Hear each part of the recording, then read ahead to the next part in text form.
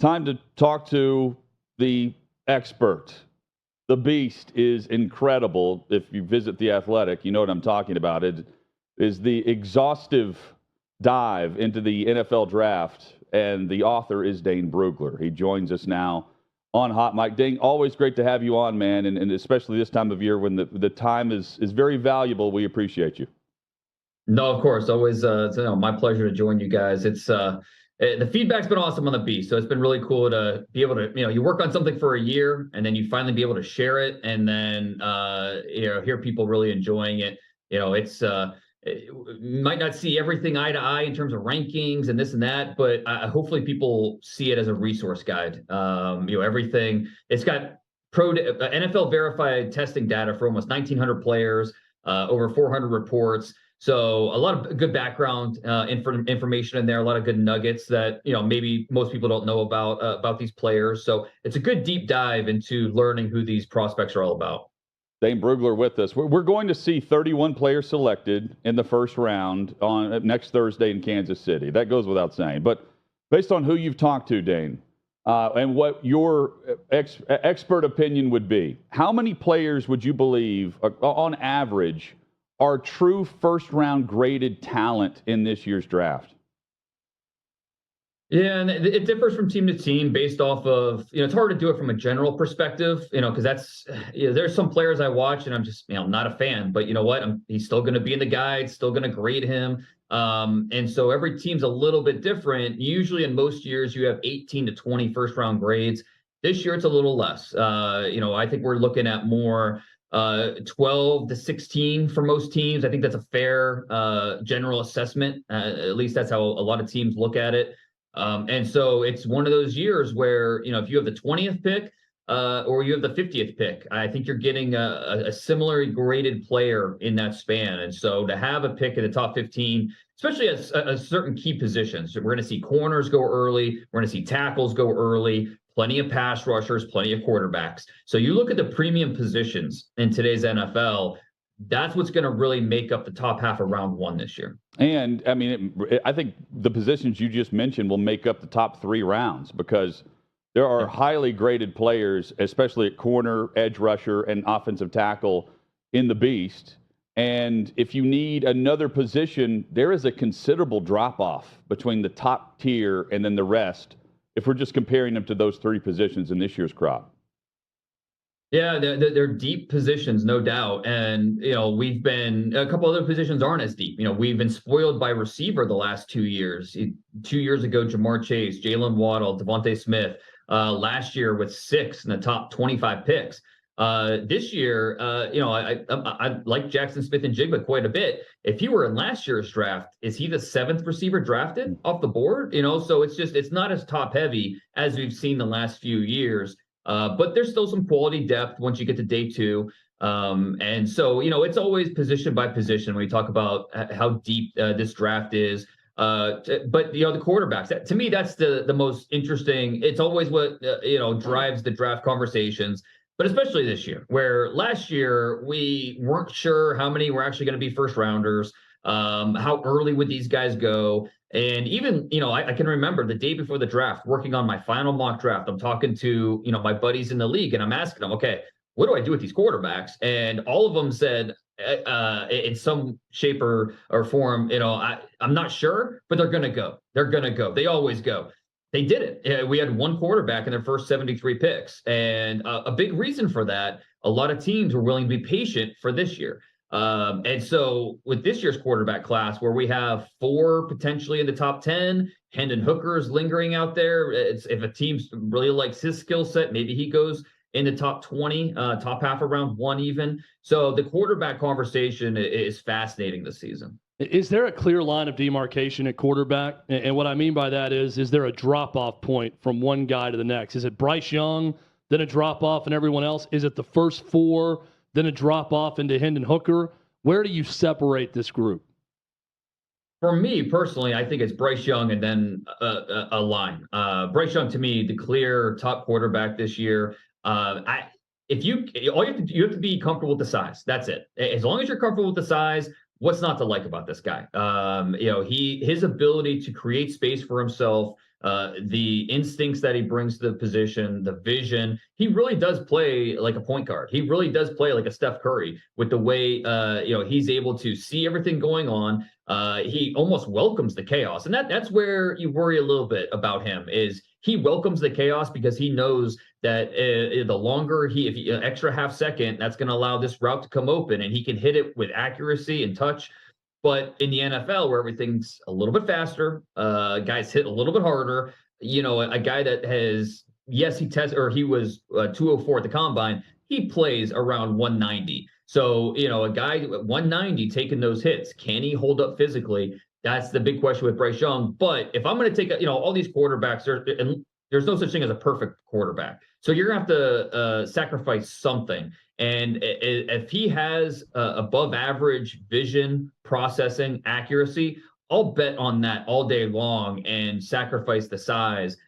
Even though he is a complete outlier. We've never seen anybody quite like this, but pretty confident he's going to be that number 1 overall pick to the Carolina Panthers. And then that's where a little bit of a gap, and then CJ Stroud, Richardson, Levis, and then I think another gap, and then you have Hendon Hooker, who is a little more of a complicated projection because he's coming off the ACL. He's an older player, but beauty's in the eye of the beholder, and all it takes is one team to believe in a guy, and that it's really could make the quarterback position a jumbled mess. And I think this year it starts with Houston too. What are they going to do? I think that's where our focus needs to be in terms of trying to project these quarterbacks. Is C.J. Stroud ready to start? Is that what you're insinuating there? That you don't really know if he's ready week 1 like Bryce Young would be based on your evaluation? I think he is. I think he could step in and handle an offense. I think that he's the best from the pocket thrower in this draft. He's very natural, and he wants to be that. And that's almost part of one of the reasons you worry about is, can he be creative enough to work off schedule and make plays with his feet when the situation calls for it? But he wants to live from the pocket. And it's always tough when you are, you come from an Ohio State where he has 2 NFL tackles at left tackle, right tackle that don't let him get hit. You've got a Marvin Harrison Jr. that you're throwing to, who, if you were in this draft, he might be the first non-quarterback drafted. And just an all-star cast around you that made things very simple on what you were asked to do. And I don't want to take anything away from CJ Stroud, but that's part of his evaluation. That's part of the concern as you go to an NFL offense and things are a little different with what you're asked to do. So teams are a little split. Talking to there people around the league, they look at Houston, and I'm told that offensive staff is not on 100% on board. There's not a consensus among the Houston offensive staff that there is a quarterback worthy of taking it to if Bryce Young is the number 1 overall pick. And if that's the case, Nick Caserio, GM, he's still making the picks. Does he? Can you take a CJ Stroud there if not everybody's on board on that offensive staff? Do you look to move that pick? What are the trade offers looking like for a team looking to go up and get CJ Stroud? So all these quarterbacks have some type of flaw. They're not perfect players by any means. It's just a matter of guys that you can win with, and I think there will be teams that think that they can win with CJ Stroud. Of those 3, which could you not pass on Brugler's general managed team? I mean, it stick true to my rankings. It'd probably be Shroud because I think I know what I'm getting with Shroud. He's very. I feel really good about his floor as a pocket passer, a guy that can push the ball down the field. Pre and post snap, he reads very well. He's got a very natural feel for touch. He's accurate. Yes, he was surrounded by an A+ supporting cast in college, but he does deserve credit as well for what he was able to do. And I think the biggest thing that turned for me with CJ Stroud was the final game that he played against Georgia.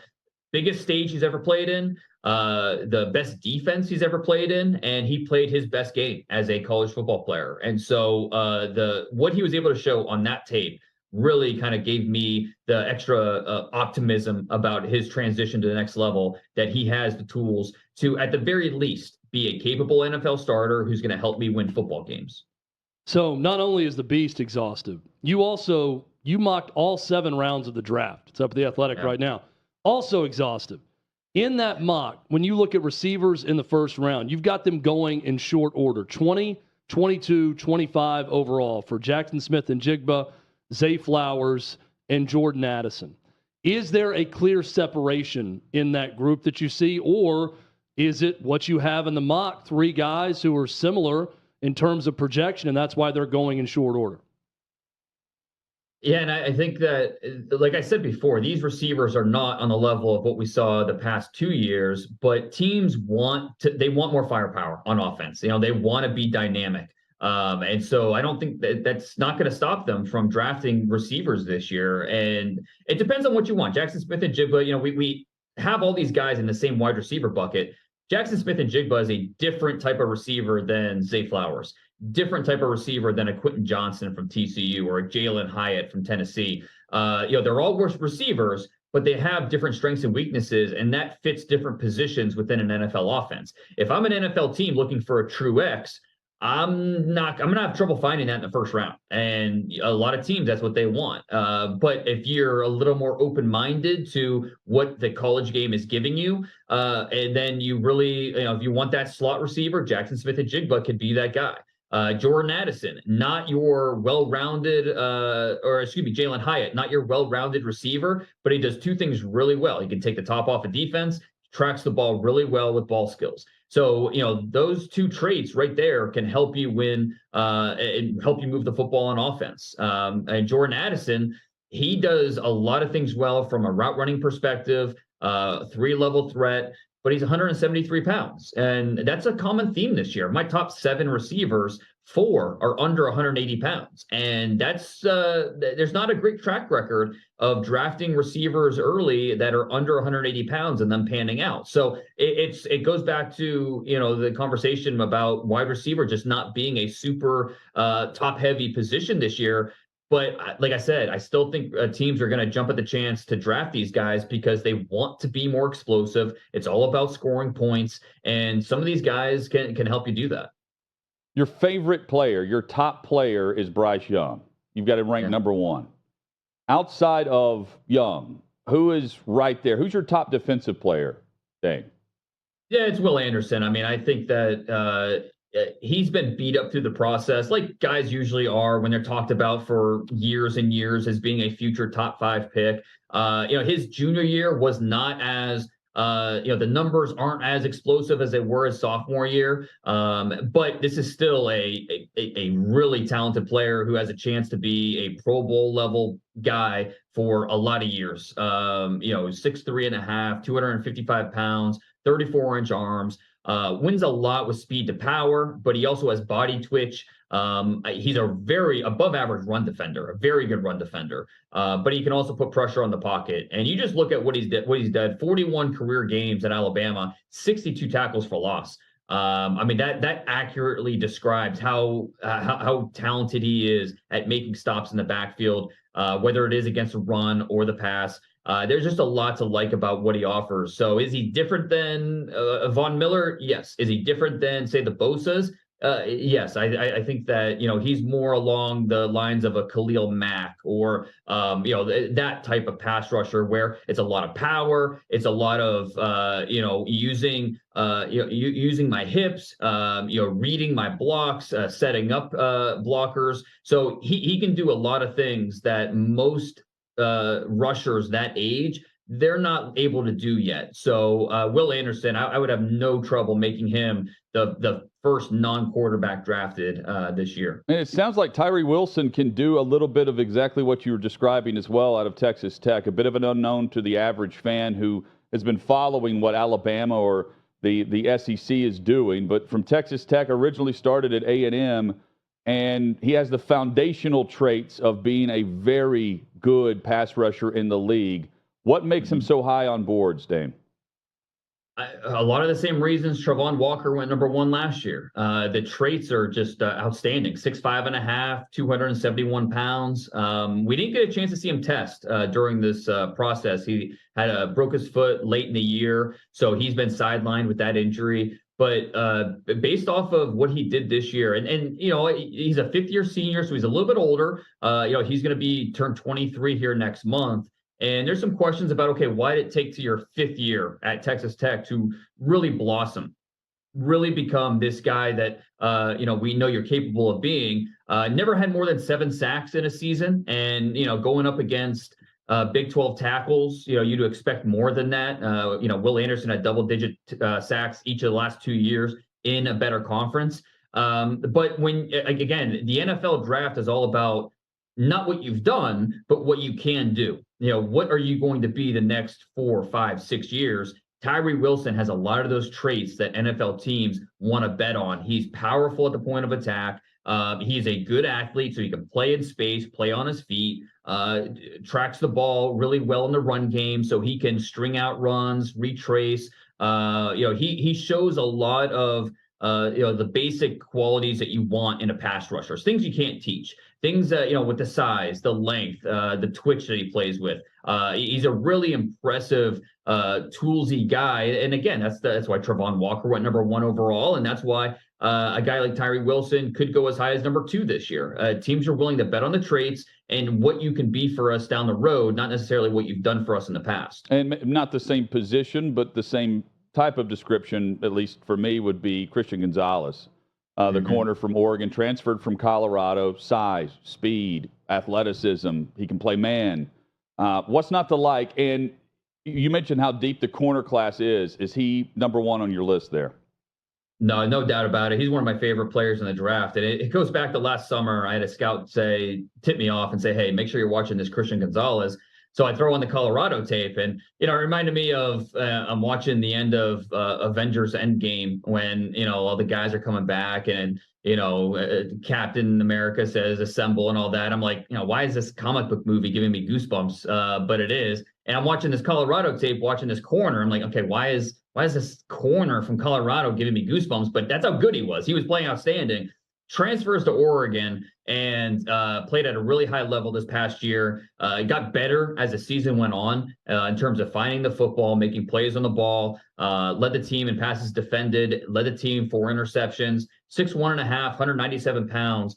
And no mystery where he gets his athletic gifts from. His dad is a 6'9" semi-pro basketball player. His 2 older sisters are both really accomplished track athletes. One's in the Olympics. So, no question about the athletic bloodlines.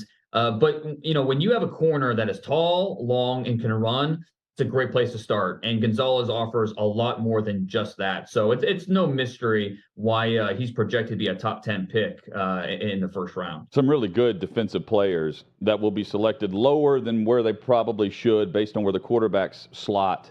And I think a key to all this, and just an example, just on a vertical board, Dane Brugler with us from The Athletic. Vertical board, regardless of position, where do you have Richardson and Levis? Because I think that's a key to all of this as teams try to determine whether or not they're trading up for those guys.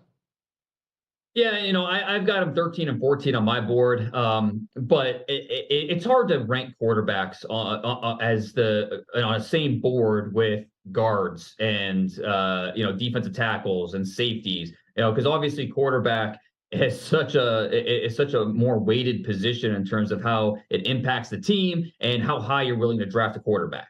So it really just comes down to, okay, do we believe this guy can help us compete for the division, win, take us to the playoffs, win postseason games? If the answer is yes, then you obviously you bump them up on the board. And so some teams will look at Will Levis and feel comfortable drafting him as early as top 5, top 7. Other teams, same thing with Richardson. It's really hard to stack quarterbacks with these other positions. And like I said, beauty's in the eye of the beholder. Some teams will look at these quarterbacks wildly different, and because there's so many factors that go into it. In terms of ceiling, in terms of some of the testing, the S2 testing that plays a part in all of this. The competition level that these guys have faced, just being a little bit different. So it's a really fascinating conversation, team to team. Timeline that factors in as well. Is a team ready to compete right now, or they want an NFL ready quarterback? Are they willing to sit in a guy like Anthony Richardson, who 20 years old, has 13 career starts under his belt in college,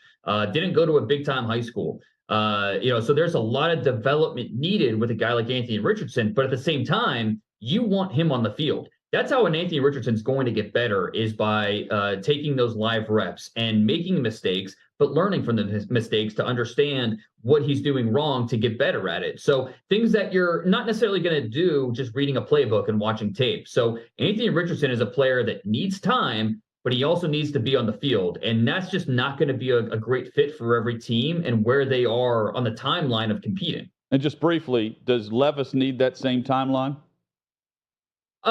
Not as much. I mean, Levis is ready to go out there and I think start from day one. It's a shame we couldn't have seen Will Levis with Liam Cohen, the offensive coordinator, who he had as a junior, and how good he was as a junior. Liam Cohen leaves, new offensive coordinator, also, new receivers, new blockers. So there's a lot of changeover, and Levis struggled at times. Also had the injury that factors into this.